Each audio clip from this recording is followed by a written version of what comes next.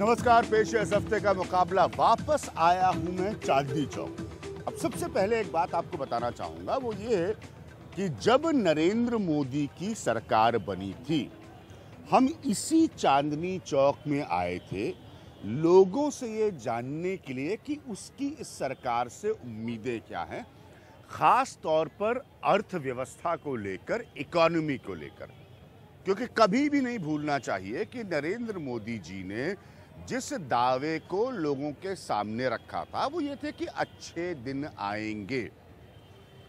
एक बड़ी पुरानी बात है सियासत में, बहुत दिनों से मैं इसको देखता हूँ, सुनता आ रहा हूँ, वो ये है कि साहब अरे मोदी जी को समय दीजिए, मोदी जी को समय दीजिए, मोदी जी को समय दीजिए। अब वो 1 वर्ष का समय तो दिख रहा है, वापस जनता मौजूद है, यही चांदनी चौक है। सबसे पहले मैं इस खास मुकाबला में आपको वो कार्यक्रम के कुछ अंश दिखाऊंगा जो मैंने तब किए थे, इसी विषय पर आधारित, इसी चांदनी चौक से, दिल्ली के इस बहुत ही पारंपरिक और मशहूर बाजार से। चांदनी चौक की सबसे बड़ी बात यही है कि व्यापारियों का, पारंपरिक व्यापारियों का गढ़ माना जाता है। कम बिक रही है, क्यों भाई? चाट कम क्यों बिक रही है? तो काम धंधा नहीं है। काहे के लिए काम धंधा नहीं है यार? और पब्लिक होगी तो काम धंधा होगा ना। आजकल सैंडविच ज्यादा बिक रही, कम बिक रही है, मंदा है बाजार। हाँ, मंदा है बाजार। भाई आजकल सेल कैसी है? अब तो मत है भारत में और चांदनी चौक में अगर ठीक नहीं है, हाँ। जिसके बारे में अभी बताया गया, हाँ। कि ये सबसे शानदार बाजार है, हाँ। सबसे बड़ा बाजार है, और यहाँ सारी दुनिया आती है खरीदारी के लिए। हाँ। अगर यहाँ मंदी है, हाँ। तो फिर अच्छे दिन कहाँ आएंगे? यहाँ तक व्यापारी का सवाल है, हाँ। तो पहले हमें ये तय करना होगा हाँ। कि व्यापारी को क्या व्यापार करने का वातावरण हम दे पा रहे हैं। ठीक है। क्या वो अपना व्यापार स्वतंत्रता से कर सके, जिसका संविधान गारंटी देता है। हाँ। क्या उस प्रकार का माहौल हम उसको दे पाए हैं? वे देखें, उसमें लोगों ने लाइक किया है। हाँ। नेता लोग कुछ भी कहते रहे और बड़े लोग कुछ भी कहते रहे, किंतु आम जनता कहती है इस सरकार को समय दो। तो बहुत साफ तौर पर आपने सुना कि लोग उस समय क्या कह रहे थे। उस समय कहने वाली बातों में हमेशा दलील दी जाती है कि साहब समय दीजिए, समय दीजिए। समय देने की दलील अभी भी दी जा रही है। यहाँ पर लोग मौजूद हैं। इधर आ भैया। अरे तुमसे पूछ रहा हूँ, क्या करते हो यार? मैं काम करता हूँ। कौन, क्या काम करते हो? लहंगे का। लहंगे का काम करते हो? क्या नाम है? मजहर आलम। अच्छा, ये मजहर आलम साहब हैं, ये लहंगे का काम करते हैं। 1 साल में कैसा लग रहा है सरकार के बारे में? ऐसे कोई हम वो नहीं कर रहे हैं, आकलन या रिव्यू नहीं कर रहे हैं, ना हम सर्वे कर रहे हैं। ठीक ठाक लग रहा है। आप भाई साहब क्या करते हैं? मेरा अपना बिजनेस है। अच्छा, आपका अपना व्यापार है। किस चीज़ का बिजनेस है? टूल्स का। हाँ, हैंड टूल्स। अच्छा, हैंड टूल्स का बिजनेस है। कैसा सोचते हैं आप आज की इकोनॉमी के बारे में? 1 साल होने को आ रहा है नरेंद्र मोदी का। नरेंद्र मोदी जी अब जैसे बाहर की कंट्रीज में जा रहे हैं, जापानीज से साथ करार कर रहे हैं नई नई टेक्नोलॉजीज के लिए। आपके व्यापार पर कोई असर हुआ है? हमारे व्यापार पे तो कोई असर नहीं हुआ। कोई फायदा नहीं? फायदा तो हो ही रहा है कि अब जैसे जो घोटाले सामने आते थे, 1 साल में अभी तक कोई घोटाला सामने नहीं आया। ठीक है। क्या करते हो बेटा? सर मैं वर्किंग हूँ यहाँ पे। अच्छा, क्या काम करते हो? मैं लहंगा शॉप में वर्किंग हूँ। अच्छा, आप भी लहंगा शॉप में काम करते हैं। क्या करते हैं वहाँ पे? लहंगा की बनावट में काम करते हैं? नहीं, हम लहंगा शॉप रिटेल शॉप में वर्किंग हूँ। रिटेल शॉप में वर्किंग। हाँ जी। कैसा लगता है? सर काम पे असर पड़ा है, थोड़ा बहुत है, ज़्यादा नहीं है। ज़्यादा नहीं है। काम पर असर पड़ा है, थोड़ा बहुत है। ज़्यादा जो कह रहे हैं ना बाजार बहुत धीमा हो गया है, बाजार से पैसे चले गए, ये सब बातें सही है? थोड़ा बहुत तो हर काम में असर पड़ेगा। थोड़ा बहुत। आप भाई साहब क्या करते हैं? मेरी सैनिटरी शॉप। सैनिटरी की शॉप है। कैसी बिक्री उक्री कम हुई है, ज़्यादा हुई है? नहीं, बिक्री वगैरह पे तो कोई खास फर्क नहीं पड़ा है। हाँ। लेकिन अगर हम देश के लिए सोचेंगे तो मोदी जी जो इस टाइम में काम कर रहे हैं वो आने वाले टाइम में हमारे को जरूर दिखाई देगा। आज कम से कम जो उन्होंने 56 इंच का सीना कहा है पब्लिक के लिए कि 56 इंच का सीना रखते हैं, तो वो कम से कम दिखाई देता है। बाहर जैसे चाइना वगैरह जा रहे हैं वो, और जिस तरीके से उन्होंने चाइना को डील करा है, चाइना से बातें हुई हैं, उस हिसाब से तो ये लगता है कि आने वाले टाइम के अंदर मोदी जी इस देश का कम से कम इतना ऊंचा सिर तो कर देंगे कि हम देश के अंदर ये दिखा सके हिंदुस्तान भी कोई चीज़ है। जी, मैं हाँ लोगों की बातें सुन रहा हूँ। देखिए वहाँ पर हमारे खास मेहमान मौजूद है। जैसे मैंने कहा कि पिछली बार जब हम ये कार्यक्रम कर रहे थे तब भी हमने विजय गोयल जी को, प्रवीण खंडेलवाल जी को, मीम अफजल साहब को बुलाया था, उनको आमंत्रित किया था। आज फिर हम वापस उनको बुला रहे हैं। सब लोग यहाँ के बहुत ही नामी और प्रतिष्ठित चेहरे। विजय गोयल जी, कुछ लोग कहते हैं कि हाँ भाई नरेंद्र मोदी के समय में उनको तकलीफ नहीं है, कुछ लोग कह रहे हैं कि व्यापार धीमा और कमजोर हुआ है, क्या कहना चाहते हैं आप? नहीं, मैं समझता हूँ कि लोग आज प्रधानमंत्री नरेंद्र मोदी हाँ। के बारे में ये समझते हैं कि ये पहला प्रधानमंत्री है जिसने एक साल में जितने काम किए उतने शायद किसी ने भी नहीं किए जी। हाँ। मोदी जी भी दावा नहीं करते, हम भी ये दावा नहीं करते कि 100 में से 100 लोग खुश रहेंगे जाके जी। हाँ। किंतु ये दावा जरूर है, एक प्रधानमंत्री 24/7 काम कर रहा है जी। हाँ। और तो उससे यही लगभग पता चल रहा है क्या काम कर मैं बताता हूँ, महंगाई के ऊपर लगाम है। आपने देखा कहीं महंगाई के लिए के खिलाफ कोई आंदोलन हो रहा है, उस पर लगाम है।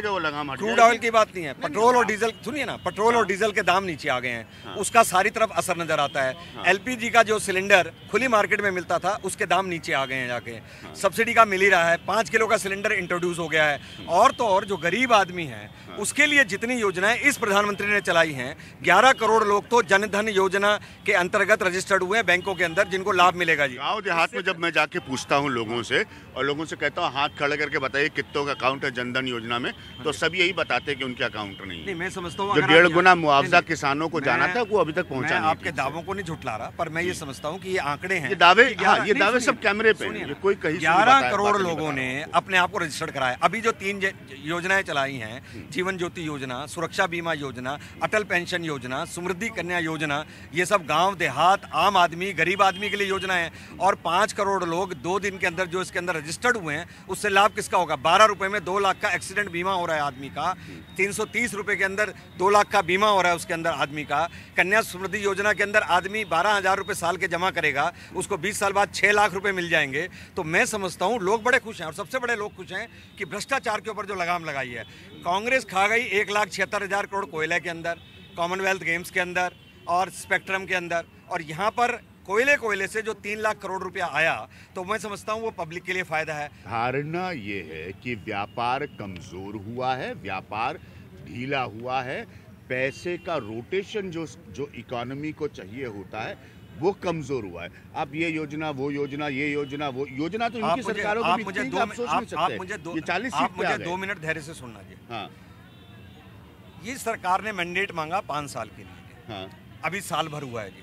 उस साल भर के अंदर जो इंफ्रास्ट्रक्चर का जाल बिछड़ा है, जो सड़क पहले 2 किलोमीटर बनती थी वो अब प्रतिदिन अगर 11 किलोमीटर बन रही है, तो जाहिर तौर पे उन पे लोगों को रोजगार मिल रहा होगा, उससे ज्यादा फायदा होगा। 1 साल के अंदर अगर आप 10 साल की कांग्रेस सरकार से मुकाबला करने लग जाएं कि वो 10 साल के जो गड्ढे भरे हैं, किसी ने कहा है कि बहुत गड्ढे थे इस जमाने के अंदर, समय तो लगेगा ही उनको भरने में। प्रवीण खंडेलवाल, उसके बाद में मीम अफजल साहब को, क्या व्यापारी खुश है? देखिए, मोटे तौर पर कुछ जो योजनाएं जो आज से पहले कभी नहीं हुई, हाँ। देश के प्रधानमंत्री ने पहली बार खुली चिट्ठी लिखी व्यापारियों को। मुद्रा, जिसका जिक्र अभी विजय जी कर रहे थे, मुद्रा वो योजना है जिसके बारे में कल्पना करना भी मुश्किल था। 68 साल में किसी ने इसकी कल्पना नहीं करी। आज मुद्रा के इसमें मुद्रा के अंदर जो अगला स्टेप आ रहा है कि हर मुद्रा के अकाउंट होल्डर को प्रधानमंत्री मुद्रा कार्ड मिलेगा। यदि मुझे तुरंत जरूरत है तो 5,000 रुपये 10,000 रुपये मैं किसी भी ATM से जाकर के ला सकता हूँ। ये एक बड़ा विजन है। हाँ, इसमें दो राय नहीं है कि इस मोर्चे पर जो और होना चाहिए था व्यापार को मजबूत करने के लिए, वो अभी एकदम मैन्युफैक्चरिंग पिटी हुई है, मार्केट में पैसे का रोटेशन नहीं है, आपके इकोनॉमिक इंडिकेटर्स बहुत खराब है। नरेंद्र मोदी की सरकार का पहला बजट जो है वो समझ में नहीं आया किसके लिए था, गरीब के लिए था, मिडिल क्लास के लिए था, कॉरपोरेट के लिए। कांग्रेस आरोप लगा रही कि ये प्रो कॉरपोरेट की सरकार है। तो मैं जानना चाहता हूँ कि अभी तक बस इतना बता दीजिए उन्होंने किया क्या है व्यापारियों के लिए। मुद्रा पॉइंट स्कीमें, वो कांग्रेस की भी मैं 10 स्कीम गिना दूंगा, जिसके बाद कांग्रेस, जैसे मैंने कहा, 40 सीट की पार्टी रह गई। एक बात मैं इसको एक लाइन में अगर खत्म कर दूं तो प्रधानमंत्री मोदी की सोच में देश का छोटा व्यापारी आया है, ये पहली बात है। बीजेपी और कांग्रेस की आर्थिक सोच में कोई फर्क नहीं है, पहले जान लीजिए। हाँ, क्योंकि रिफॉर्म तो 1991 में शुरू हुए थे जब मनमोहन सिंह वित्त मंत्री थे। आर्थिक सोच में कोई फर्क नहीं है। मैंने अटल बिहारी वाजपेयी की 6.5 साल की सरकार को बहुत करीब से देखा, उनकी और इस आर्थिक सोच में भी कोई फर्क नहीं है। तो अल्टीमेटली क्या हम ये जा रहे हैं कि चाइना जा रहे हैं और इंडोनेशिया जा रहे हैं, इस पर हम देखेंगे, या हमारी धरती पे क्या हो रहा है? भाई, कभी कभी खैर तो चुटकुले हैं, कोई अहमियत नहीं रखते, लेकिन कभी कभी वो कहते हैं कि भाई भारत की भी यात्रा पे रहते हैं मोदी जी, लोग कहते हैं ना इस बात को। हमारे यहाँ क्या हो रहा है?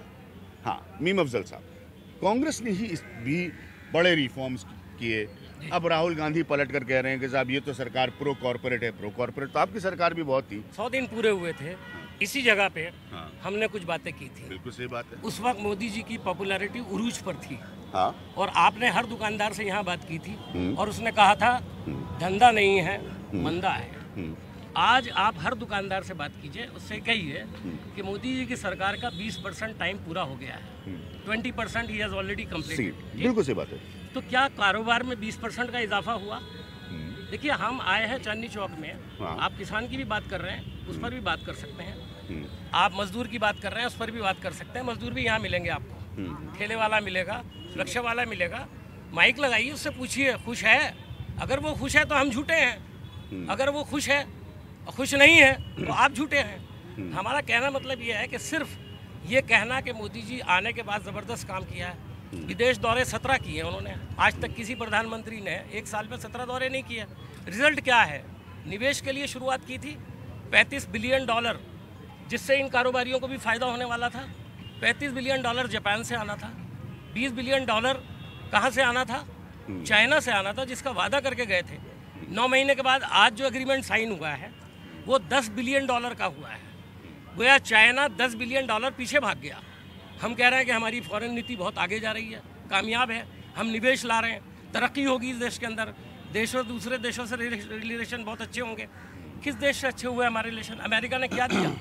क्या चाइना $10 बिलियन भी लाएगा?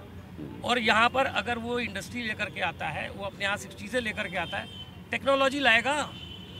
चाइना जो खुद इतना बड़ा मैन्युफैक्चरर है, जिसने पूरी दुनिया को लूट लिया है और भारत को भी लूट रहा है, क्या वो $10 बिलियन इन्वेस्ट करने के बाद कोई टेक्नोलॉजी भारत को देने जाने वाला है?